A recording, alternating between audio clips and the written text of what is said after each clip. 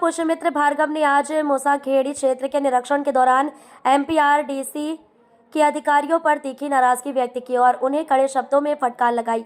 महापौर ने स्पष्ट शब्दों में कहा, जनता के लिए हम सभी को काम करना है। आप लोग जिम्मेदारी से काम नहीं करेंगे तो सरकार की छवि खराब होती है और जनप्रतिनिधियों को जनता के सामने जवाब देना पड़ता है। निरीक्षण के दौरान महापौर ने अधिकारियों से कहा कि जब जनप्रतिनिधि मौके पर पहुंचते हैं तभी काम की बात शुरू होती है, वरना आम जनता परेशान रहती है। उन्होंने अधिकारियों को साफ निर्देश दिए कि जनता से जुड़े कार्यों में किसी भी तरह की ढिलाई अब बर्दाश्त नहीं की जाएगी। महापौर ने बताया कि शहर में जहां ब्रिज और सड़क निर्माण चल रहे हैं, चाहे वह पीडब्ल्यूडी, एमपीआरडीसी या मेट्रो का कार्य हो, उन स्थानों की सर्विस रोड निर्माण के दौरान कोई अनदेखी से नागरिकों को कठिनाइयों का सामना करना पड़ रहा है। उन्होंने कहा कि इस विषय पर उन्होंने पहले भी सदन में अपना खेद व्यक्त किया था और समय पर न होने वाले कार्यों पर उन्होंने मुख्य सचिव को चिट्ठी लिखकर हस्तक्षेप कराने का अनुरोध भी किया था। आज हम अपनी जनता की समस्या बताने आए, उसको आप टाइम से ठीक करो, फिर आपकी सुनेंगे। आप लोगों के कारण सरकार की इमेज खराब होती है ना, सरकार की छवि खराब होती है, लोग परेशान हो रहे हैं। और ये एजेंसी के काम एजेंसी ने नहीं किए, इसका खामियाजा नगर निगम और जनप्रतिनिधि भुगतते हैं। तो ये तो उसके स्कोप का काम है। ये काम शुरू करने के पहले उसको मजबूत सर्विस रोड बनानी थी कि कम से कम वो बारिश में झेले, और बारिश नहीं झेल पाए तो ये बारिश खत्म हुए 1.5 महीना हो गया। ये तो काम तो वो सर्वे एजेंसी है, उन पे पेनल्टी लगानी चाहिए, कार्रवाई करनी चाहिए उन पे। आप देखो एक बार क्या स्थिति है। रोड जो मैंने कहा था कि ये मैं कर दूंगा, वो आपने कर दिया हो तो बता दो, और इन्होंने नहीं किया तो इस पे आप क्या एक्शन करो। थोड़ा उधर की सर्विस रोड क्यों नहीं बनाई? आज हो जाएगा सर, आज हम आए तो हो जाएगा। नहीं ये इधर हो गया। आप जानते हो ऐसे काम करनी चाहिए और आपने कैसे काम किया। धूल आज आपके अधिकारी हैं, इसलिए हो जाएगा। लोग आके बोले उसका कोई महत्व नहीं है। ये मजबूत सर्विस रोड बनाते हैं ना, तो आप ही की जो बड़ी गाड़ियां आती है उससे चैम्बर टूटता। ये सर्विस रोड पहले दिन ये मजबूत बनाते तो ये स्थिति नहीं होती। आप एक साथ पूरी एजेंसी को बिठाओ और उनको 2 बातें करो। एक, सर्विस रोड को जितनी मैक्सिमम बड़ी हो सकती है पहले तो वो बड़ी करें, क्योंकि ट्रैफिक का दबाव है, और सर्विस रोड को मजबूत बनाएं, क्योंकि वहाँ की रोड का दबाव इसी रोड पे आएगा तो वो सारी भारी वाहनों से टूटेगी। वो बनाए ऐसी ना कि वो 2 दिन में टूटे नहीं।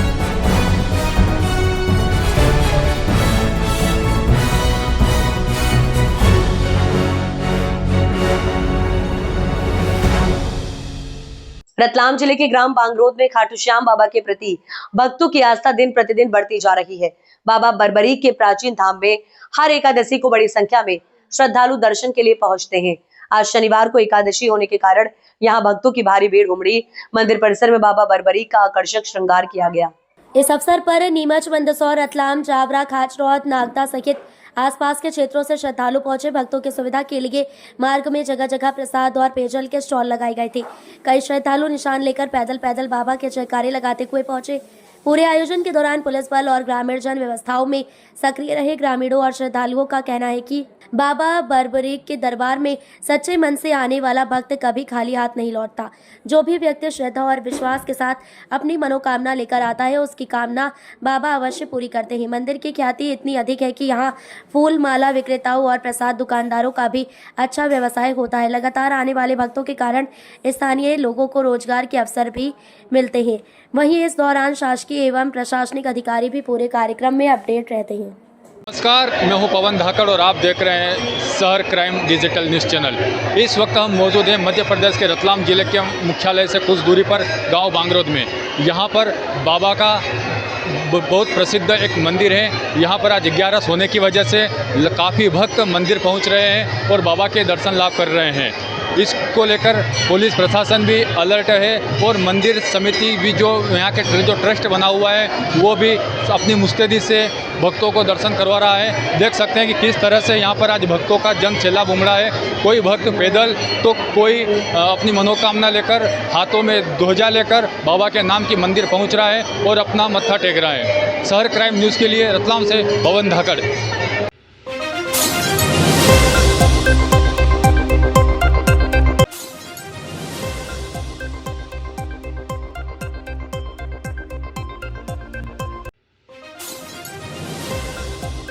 इस वक्त की बड़ी खबर आ रही है मुरैना से। राकेश गोयल के घर में वारदात करने वाले आरोपी को जौरा पुलिस ने पकड़ा। जौरा के रामनगर राकेश गोयल के घर में 23 अक्टूबर को घुसा था चोर।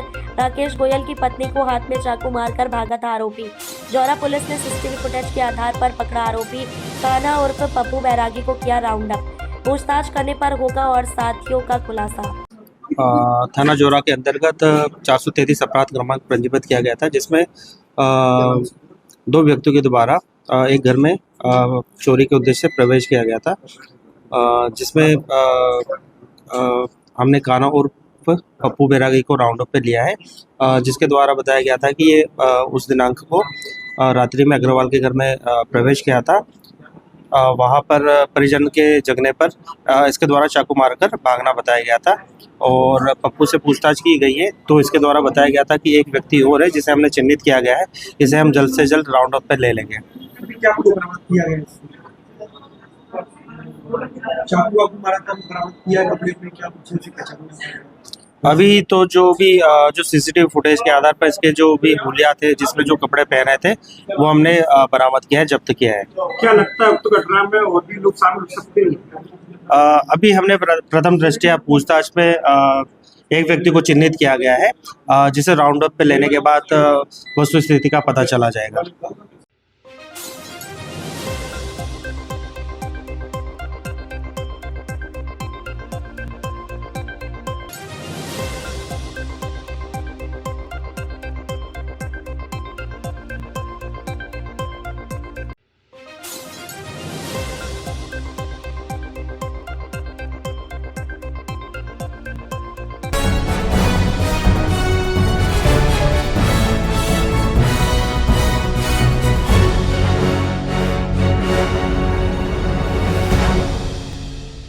हिंदू धर्म में तुलसी विवाह का खास महत्व है। आज एकादशी को घरों में महिलाएं एकत्रित होकर भगवान विष्णु के रूप में शालिग्राम भगवान और माता तुलसी का विधिवत विवाह संपन्न किया गया। डॉक्टर कल्पना ने बताया कि आज पटेल कॉलोनी में डॉक्टर रजनी पाटीदार के घर पर सत्यनारायण भगवान की कथा का वाचन हुआ और माता तुलसी के भजन महिलाओं ने गाए और विवाह संपन्न हुआ। डॉक्टर रजनी पाटीदार ने बताया कि एकादशी के दिन माता तुलसी का विवाह बड़ी धूमधाम से मनाया जाता है। एकादशी के दिन भगवान विष्णु के रूप में शालिग्राम भगवान और माता तुलसी विधि विधान से विवाह संपन्न कराया जाता है। मान्यता है कि इस तुलसी विवाह घर में कन्यादान के समान पुण्य मिलता है और घर में सुख शांति व समृद्धि आती है। इस विवाह में अनीता ओरा, मनीषा पाटीदार, पूनम ओरा, सीमा अग्रवाल, भावना लिराली आदि थे। विवाह क्यों मनाते हैं? तुलसी विवाह शालिग्राम भगवान को विष्णु भगवान का अवतार शालिग्राम भगवान के रूप में तुलसी माता के साथ विवाह कराया जाता है देव उठनी 11 के दिन। आज रजनी के यहाँ बहुत अच्छा कार्यक्रम का आयोजन किया गया है। बहुत अच्छे से सत्यनारायण भगवान की कथा, तुलसी और शालिग्राम भगवान का विवाह का आयोजन किया गया है। धन्यवाद की जय, तुलसा महारानी की जय।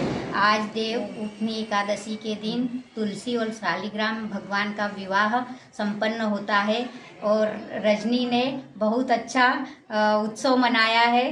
शालिग्राम भगवान और तुलसी विवाह के उपलक्ष्य में बहुत अच्छे 56 भोग लगाए, बहुत अच्छा उत्सव मनाया, नाच गाना, सत्यनारायण भगवान की कथा भी की और हम सबको बहुत अच्छा लगा। ऐसे ही मनाते रहे और भगवान इनके और इनके परिवार की हर मनोकामना पूर्ण करे।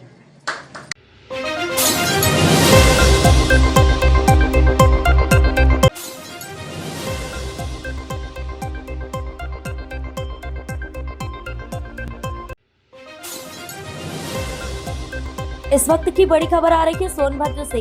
रेलवे पटरी के समीप मिला अज्ञात व्यक्ति का शव देखने की घटना से इलाके में मचा हड़कंप। घटना की सूचना से आसपास के लोगों की घटना स्थल पर उमड़ी भीड़।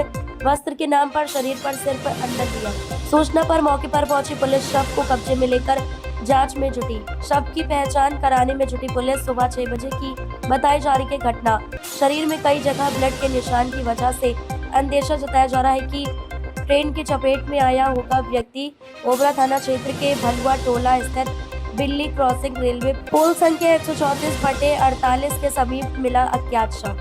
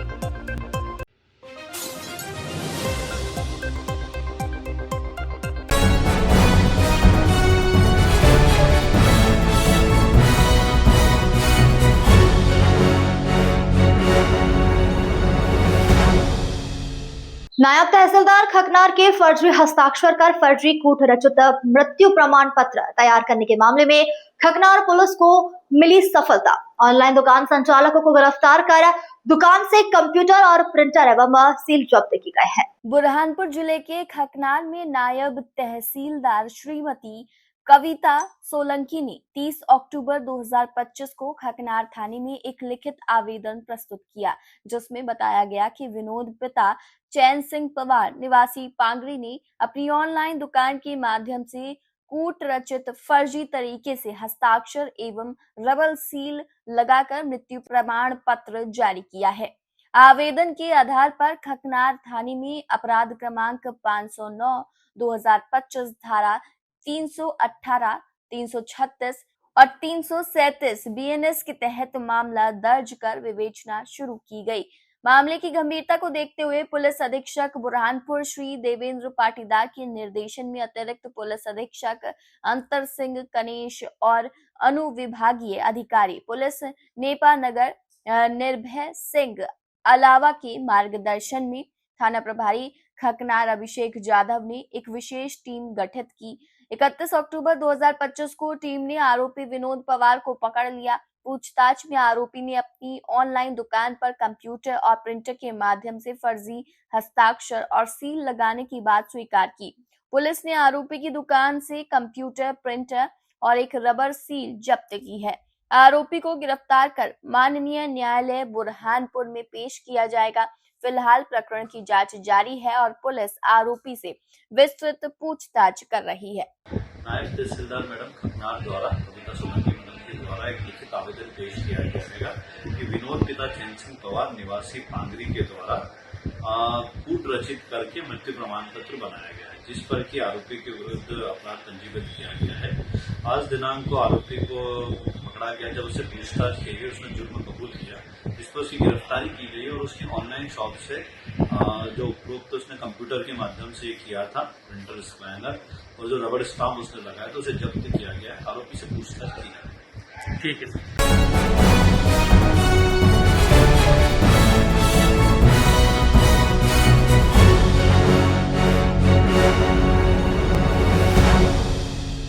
सोनभद्र के रॉबर्ट्सगंज स्थित हाइड्रिल मैदान में पुलिस और प्रशासन की मौजूदगी में एक प्रदर्शनी स्थल पर प्रतीकात्मक ध्वस्तीकरण की कार्रवाई की गई। कुछ देर बाद इस कार्रवाई को रोक दिया गया, लेकिन आयोजकों को जल्द से जल्द मैदान खाली करने के निर्देश दिए गए। कार्रवाई के दौरान प्रदर्शनी के बाहर लगी बांस बल्लियां और बिजली के खंभे हटाए गए। दरअसल हाइड्रिल मैदान में पिछले 2 महीनों से एक मेला प्रदर्शनी लगी हुई है। आयोजकों ने इसे हटाने की अंतिम तिथि 26 अक्टूबर बताई थी, लेकिन निर्धारित समय सीमा के बाद भी मैदान खाली नहीं किया गया। इस देरी से सदर विधायक भूपेश चौबे भी नाराज थे। मैदान उपलब्ध न होने के कारण विधायक ने अपने समर्थकों के साथ सड़क पर बैठकर ही खिलाड़ियों के नामांकन फॉर्म भरने शुरू कर दिए। यह मैदान विधायक खेल महाकुंभ के आयोजन के लिए आवश्यक है। बुलडोजर की इस कार्रवाई के बाद उम्मीद है कि आयोजक जल्द ही मैदान खाली कर देंगे। मौके पर मौजूद सदर विधायक भूपेश चौबे ने बताया कि यह कार्रवाई सरदार वल्लभ भाई पटेल की 150वीं जयंती के अवसर पर की गई।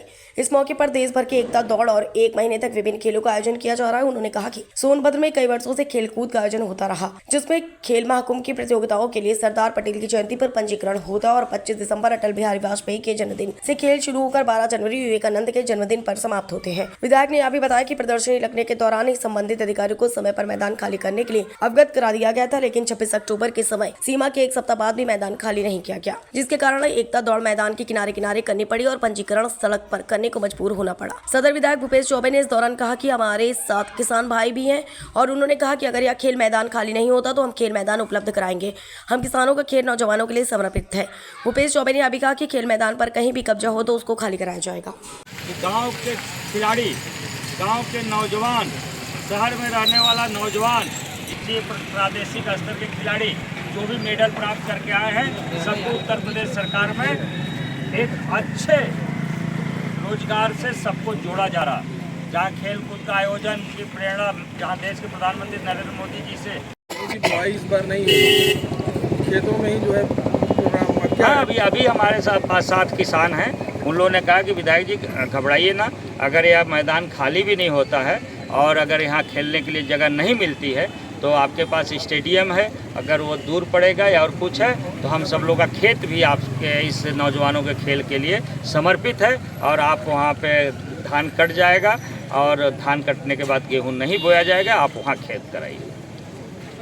वो कब्जे में है तो कैसे गांव के लड़कों का प्रतिभा का विकास होगा? देखिए, खेल मैदान कहीं भी कब्जे में है तो उसको खाली भी कराया जा रहा है, खाली भी होगा। और अभी आप सब लोग के संज्ञान में होगा कि पिछले वर्ष ही माननीय मुख्यमंत्री जी ने सबको निर्देशित किया है कि सभी गाँव में खेल का मैदान तैयार किया जाए। ऐसे बहुत जगह आप देखेंगे, जाएंगे, यहीं लसड़ा चले जाइए, खेल मैदान तैयार है, आगे चतरा चले जाइए, खेल मैदान तैयार है, रामगढ़ तैयार है, वैनी में तैयार है, खलियारी में तैयार है, कोन में तैयार है, पटवद में तैयार है, बेलच में तैयार है, बसुहारी में तैयार है, बड़ैला बड़ैला, सोमा सथारी हैं, दरेव त्यौहार, ऐसे तमाम गाँव में आज खेल मैदान हैं, बने हैं और बाउंड्री के साथ बने हैं। हाँ, अभी ज़रूरत और भी स्टेडियम की है, अन्य चीज़ों की है, ब्लॉकों में अच्छे स्टेडियम हो, इसके लिए हम सब लोग प्रयास कर रहे हैं कि हो।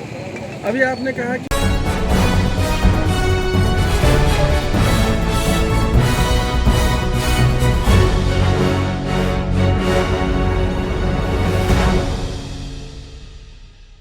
धार जिले के धर्मपुरी में भारत के लोहा पुरुष सरदार वल्लभ भाई पटेल की 150वीं जयंती शुक्रवार को पुलिस ने राष्ट्रीय एकता दिवस के रूप में मनाई। इस अवसर पर थाना परिसर से दौड़ का आयोजन किया गया, जिसमें आम जनता और युवाओं ने शामिल होकर अपनी सहभागिता निभाई। थाना प्रभारी संतोष सिंह यादव के नेतृत्व में दौड़ थाना परिसर से शुरू होकर नगर भ्रमण करते हुए थाना परिसर पहुंची, जहां दौड़ का समापन किया गया। इस दौरान समस्त पुलिस स्टाफ सहित अन्य लोग उपस्थित रहे। कार्यक्रम में थाना प्रभारी संतोष यादव ने सरदार पटेल के जीवन, उनके योगदान एवं देश की एकता और अखंडता में निभाई गई उनकी ऐतिहासिक भूमिका पर प्रकाश डालते हुए उपस्थित जनों को राष्ट्रीय एकता की शपथ दिलाई और कहा कि सरदार पटेल ने अपनी दृढ़ इच्छा शक्ति, संगठन क्षमता और देशभक्ति से पूरे भारत को एक सूत्र में बांधने का कार्य किया। आज के दिन हम उनके जीवन से प्रेरणा लेकर देश की एकता, अखंडता और जनसेवा के प्रति समर्पित रहने का संकल्प लेना चाहिए। इस अवसर पर नगर से गणमान्य नागरिक व पुलिस स्टाफ बड़ी संख्या में मौजूद रहे। सर, आज वल्लभ भाई पटेल की जयंती पर दौड़ का आयोजन किया गया पुलिस द्वारा, क्या कुछ मामला है? आज हमारे परम श्रद्धेय लौह पुरुष सरदार वल्लभ भाई पटेल जी की 150वीं जयंती है। पुलिस मुख्यालय एवं सीमा परिषद क्षेत्र धार के द्वारा धार जिले के सभी थाना प्रभारियों को दौड़ आयोजित करने का आदेशित किया गया था और इस दौड़ का मूल उद्देश्य देश की एकता एवं अखंडता को और सुदृढ़ बनाना है। इसी तारतम्य में धर्मपुरी पुलिस के द्वारा आज धर्मपुरी के बच्चों और आम लोगों को साथ में लेकर एकता दौड़ का आयोजन किया गया था, जिसमें थाना धर्मपुरी से तारापुर चौराहा, थाना चौक बस स्टैंड और वापस धर्मपुरी थाने पर दौड़ का समापन हुआ। सर, सुनना संतोष यादव, टी धर्मपुरी।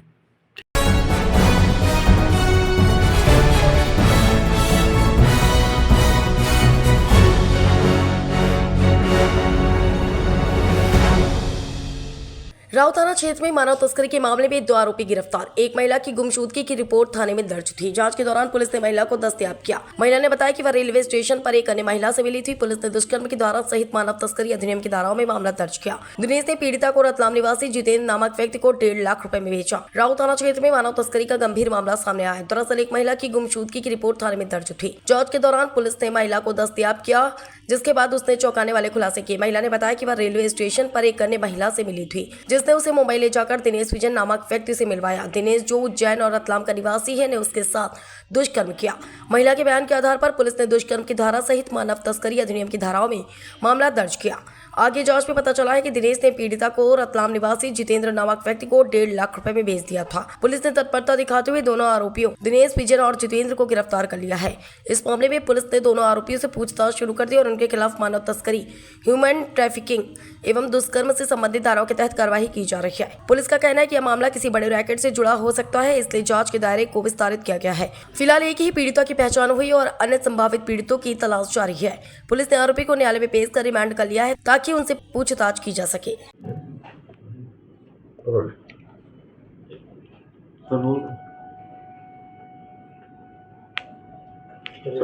सर, मानव तस्करी के मामले में 2 आरोपी को एक मामला सामने आया थाना राव के अंतर्गत। एक महिला थी जो कि गुमशुदगी की रिपोर्ट दर्ज थी थाना राव में। गुमशुदगी की रिपोर्ट पर से जांच की जा रही थी, तभी महिला को दस्तयाब किया गया। महिला के द्वारा ये बताया गया कि वो उज्जैन रेलवे स्टेशन पर उसको एक और महिला मिली थी, मंगूबाई, उसने उसको एक व्यक्ति से मिलवाया, दिनेश, वो भी उज्जैन का, वो रतलाम का रहने वाला है, और उसने उसके साथ गलत काम किया गया, तो इसमें दुष्कर्म की धारा लगाई गई। उसके बाद दिनेश ने गलत काम किया जाकर फिर रतलाम के रहने वाले जितेंद्र को उसको 1.5 लाख रुपए में उसको बेच दिया गया, जिसमें कि इसमें जो ह्यूमन ट्रैफिकिंग एक्ट है, ह्यूमन ट्रैफिकिंग एक्ट की धारा जो पूर्व में आईपीसी की 370 हुआ करती थी, वो वीएनएस में उसमें एफआईआर रजिस्टर की गई है। कुल मिलाकर दुष्कर्म की धारा में और ये ह्यूमन ट्रैफिकिंग की धारा में केस रजिस्टर किया गया है 3 लोगों के खिलाफ। इसमें फिलहाल पैसा रिकवर जितेंद्र ने 1.5 लाख रुपए देकर दिनेश से खरीदा था। दिनेश को भी गिरफ्तार कर लिया गया, जितेंद्र को भी गिरफ्तार कर लिया गया है, और मंगूबाई भी पुलिस गिरफ्तारी में है। पहले भी ऐसे काम कर चुके थे ये चूंकि इनका पुलिस रिमांड लिया गया है थाना राव के द्वारा, और पुलिस रिमांड में पूछताछ की जा रही है कि कहीं कोई ऐसा रैकेट तो नहीं है। फिलहाल एक ही महिला जो फरियादिया है वही सामने आई है, अभी तक कोई और दूसरी घटना सामने नहीं आई है।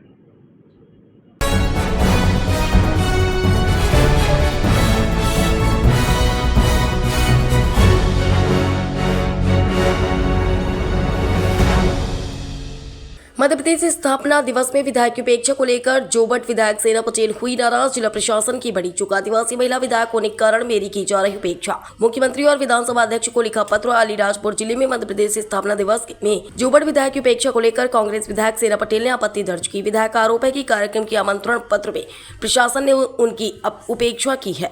अलीराजपुर में मध्य प्रदेश स्थापना दिवस कार्यक्रम में अलीराजपुर विधायक, सांसद और जिला पंचायत अध्यक्ष का नाम है, लेकिन जोबट विधायक की उपेक्षा के आमंत्रण पत्र में कहीं भी जोबट विधायक का नाम नहीं है। नाराज विधायक ने इसकी शिकायत मुख्यमंत्री और विधानसभा अध्यक्ष को की है। विधायक का कहना है कि आदिवासी महिला की अपेक्षा की जा रही है। मध्य प्रदेश में मध्य प्रदेश का स्थापना दिवस अलीराजपुर में राजनीतिक रंग लेने लगा है। मध्य प्रदेश का स्थापना दिवस, जिला स्तरीय स्थापना दिवस कार्यक्रम आयोजित था। उसमें अलीराजपुर विधायक का नाम है, लेकिन जोबट विधायक का नहीं। इस पर क्या कहोगे?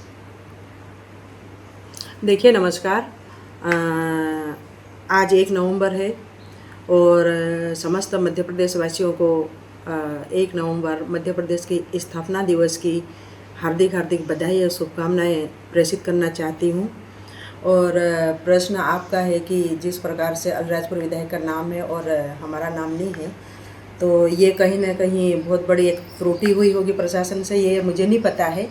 लेकिन जैसे ही कल मुझे इन्विटेशन प्राप्त हुआ है और उसके अंदर मैंने भी जब पढ़ा इसको, तो उसमें कहीं ना कहीं में विधायक सिटिंग एमएलए का नाम नहीं होना, और नगरीय क्षेत्र में जिला मुख्यालय पे हुआ है, तो नगर पालिका के अध्यक्ष भी हूँ, 2 पद पे होने के बाद भी अगर नियम का उल्लंघन हुआ है, प्रोटोकॉल का उल्लंघन किया गया है, तो मैंने माननीय हमारे स्पीकर साहब, विधानसभा के अध्यक्ष माननीय हमारे तोमर साहब को मैंने ये पत्र लिखा है और उनको अवगत कराया है। मुख्यमंत्री जी को भी अवगत कराया है और नरेंद्र सिंह जी तोमर साहब को मैंने अवगत कराया है।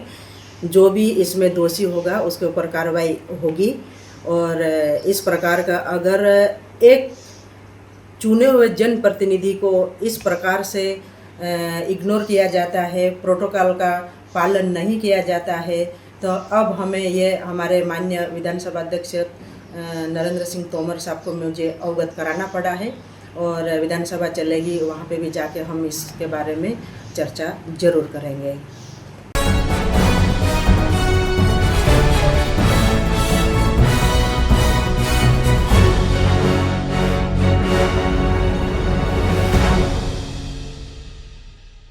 अंजड़ की पहल फाइनेंस कंपनी के 3 कर्मचारियों ने खातेदारों से लाखों रुपए की कर दी धोखाधड़ी। पुलिस ने किया गिरफ्तार, पूछताछ जारी।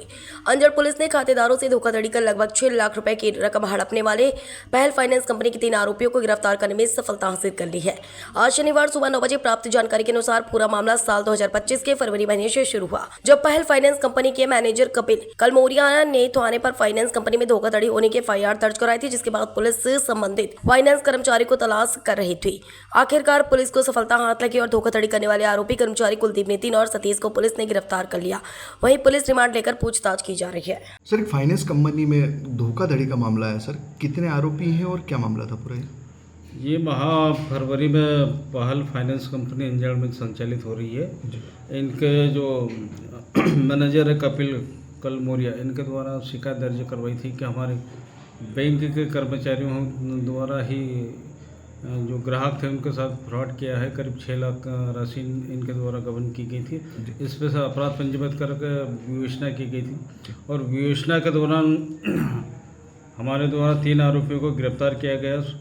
सतीश, कुलदीप और नितिन, ये तीनों पहल कंपनी के कर्मचारी है। इनके द्वारा करीब 6 लाख रुपए की राशि गबन की गई। इनके द्वारा जो ग्राहक थे, ग्राहकों से राशि वसूल की जाती थी और जो कंपनी है, कंपनी में पैसा जमा नहीं किया जाता। इसी बात को लेकर अपराध पंजीबद्ध था। सर राशि के लिए क्या आगे कदम? राशि के लिए ये तीनों आरोपियों को हमने माननीय न्यायालय में आज पेश किया गया, जहां से पुलिस रिमांड पर लिया गया है और राशि जब्ती के लिए हमारी कार्रवाई जारी है।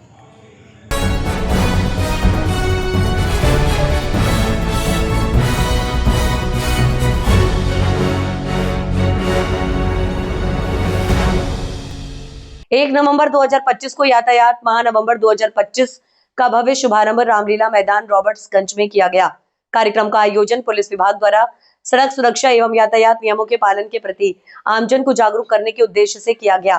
कार्यक्रम का शुभारंभ मुख्य अतिथि भूपेश चौबे, सदर विधायक रॉबर्ट्सगंज तथा पुलिस अधीक्षक सोनभद्र अभिषेक वर्मा द्वारा दीप प्रज्वलित कर किया गया। कार्यक्रम के दौरान पुलिस अधीक्षक सोनभद्र ने मुख्य अतिथि भूपेश चौबे को पुष्पगुच्छ एवं शॉल भेंट कर सम्मानित किया। इस अवसर पर पुलिस अधीक्षक सोनभद्र ने उपस्थित जनसमूह को संबोधित करते हुए कहा कि यातायात नियमों का पालन केवल कानूनी दायित्व नहीं बल्कि कि हमारी संवेदनशीलता और अनुशासन का प्रतीक है।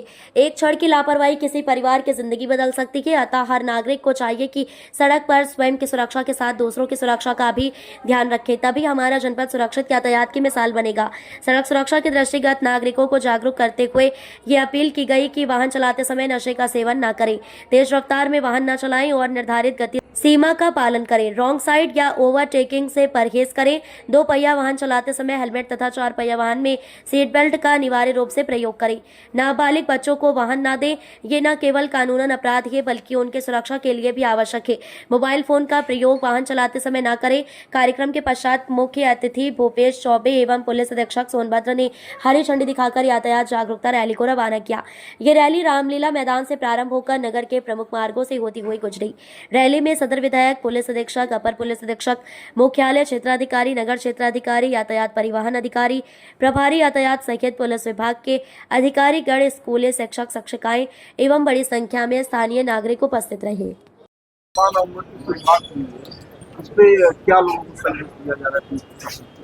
आज 1 नवंबर से पूरे प्रदेश में यातायात माह का शुभारंभ हुआ। इस अभियान के माध्यम से लोगों में एक तो ट्रैफिक अवेयरनेस कैंपेन चलाया जा रहा है, जिससे कम से कम दुर्घटनाएं हों, कम से कम मौतें हों, और दूसरा है कि ट्रैफिक एनफोर्समेंट इस पूरे माह में अच्छे से कराया जाता है, जिससे जो हमारी दुर्घटनाओं में कमी आ सके। देखा जा रहा है कि कई नाबालिग बच्चे जो वाहन चलाने के योग्य नहीं है वो भी वाहन चला रहे हैं। कई ऐसे वाहन चला रहे हैं लोग जो शराब का सेवन पी करके चलाते हैं।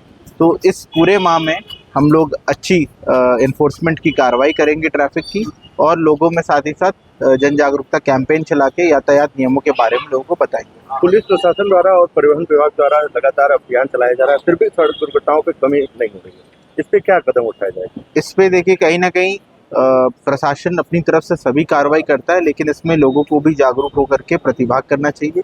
जैसा कि सभी को पता है कि सीट बेल्ट पहनना चाहिए, हेलमेट लगाना चाहिए, लेकिन उसके बावजूद कई बार ऐसा देखा जाता है कि लोग इन छोटे छोटे नियमों का पालन नहीं करते, जिससे अनमोल जाने चली जाती है। तो मैं सभी से आग्रह भी करना चाहूँगा कि यातायात माह के माध्यम से कि कृपया अपने बच्चों, अपने जो उनके अभिभावक हैं, जो घर में बुजुर्ग हैं, जो बड़े हैं, छोटे हैं, सभी लोग एक दूसरे को भी चेक करें और ये देखें कि क्या ये छोटे छोटे जो नियम हैं, सीट बेल्ट लगाना और हेलमेट पहनना, इसका पालन किया जा रहा है कि नहीं किया जा रहा है। सड़कें खराब है पूरे शहर की, जनपद में सबसे ज्यादा दुर्घटना सड़क खराब को लेकर के हो जाती है। इसमें भी जो संबंधित विभाग है सभी को पत्राचार किया जा रहा है, और अब कोशिश ये की जा रही कि रोड इंजीनियरिंग जहाँ पे सही की जा सकती है वहाँ पे रोड इंजीनियरिंग को सही करवा करके इन दुर्घटनाओं में कमी लाई जा सके।